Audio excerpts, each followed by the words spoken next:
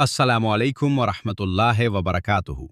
आज की इस वीडियो में हम बात करेंगे इस्लाम की एक अजीम तरीन शख्सियत के बारे में। वो हस्ती जिनका नाम सुनते ही दिल में अदब पैदा हो जाता है, जिन्होंने अहादीस रसूल सल्लल्लाहु अलैहि वसल्लम को महफूज करने के लिए अपनी पूरी जिंदगी वक्फ कर दी। वो हैं इमाम मोहम्मद बिन इस्माइल अल बुखारी रहमहुल्लाह। इमाम बुखारी रहमहुल्लाह की पैदाइश 13 शव्वाल 194 हिजरी को शहर बुखारा में हुई, जो आज के दौर में उज़्बेकिस्तान में वाक़ है। आपके वालिद इस्माइल बिन इब्राहीम खुद भी एक मुहद्दिस और नेक इंसान थे। इमाम बुखारी अभी छोटे ही थे कि उनके वालिद का इंतकाल हो गया। यूं उनकी परवरिश उनकी वालिदा ने की। उनकी वालिदा निहायत नेक, इबादत गुजार और दुआ करने वाली खातून थीं। इमाम बुखारी बचपन में नाबीना हो गए थे। उनकी वालिदा ने बहुत दुआ की। रिवायत में आता है कि उन्होंने ख्वाब में हज़रत इब्राहीम अलैहिस्सलाम को देखा, जिन्होंने फरमाया कि अल्लाह ने तुम्हारी दुआओं की वजह से तुम्हारे बेटे की बीनाई वापस लौटा दी है। और वाकई अल्लाह ताला ने इमाम बुखारी की आंखों की रोशनी वापस अता फरमा दी। ये उनकी जिंदगी का पहला बड़ा मोजज़ानुमा वाक़या था। इमाम बुखारी रहमहुल्लाह ने कम उम्री में ही इल्म हदीस हासिल करना शुरू कर दिया था।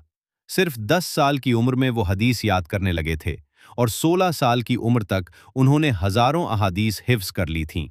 उनकी याददाश्त इतनी मजबूत थी कि एक मर्तबा उलमा ने उनको आजमाने के लिए 100 अहादीस की असनाद और मतन बदल दिए। इमाम बुखारी ने सब अहादीस को सुनने के बाद एक एक करके दुरुस्त कर दिया। उलमा हैरान रह गए और उनकी ज़हानत का एतराफ़ किया। इमाम बुखारी ने इल्म हासिल करने के लिए तवील सफ़र किए। वो मक्का, मदीना, बसरा, कूफा, बगदाद, मिस्र और शाम तक गए। उन्होंने तकरीबन 1000 से ज़्यादा असातिज़ा से हदीस सुनी। उनके मशहूर असातिज़ा में इमाम अहमद बिन हम्बल रहमहुल्लाह भी शामिल हैं, जो खुद बहुत बड़े मुहद्दिस और फ़क़ीह थे। इमाम बुखारी की सबसे मशहूर किताब सही बुखारी है, जिसका असल नाम अल-जामे सही है। ये किताब हदीस की सबसे मोतबर और मुस्तनद किताब समझी जाती है। उलमा का इत्तफाक है कि कुरान मजीद के बाद सबसे ज़्यादा सही किताब सही बुखारी है।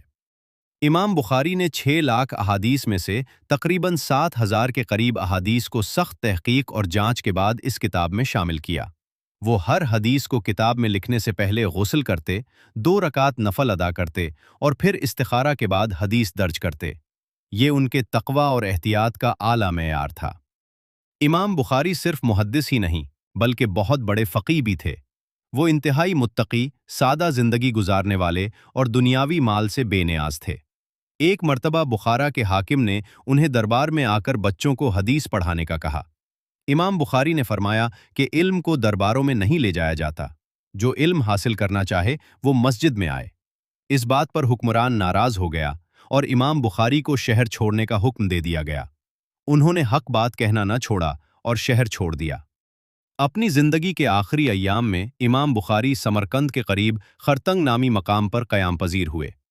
यकम शव्वाल 256 हिजरी को इस अजीम मुहद्दिस का इंतकाल हुआ।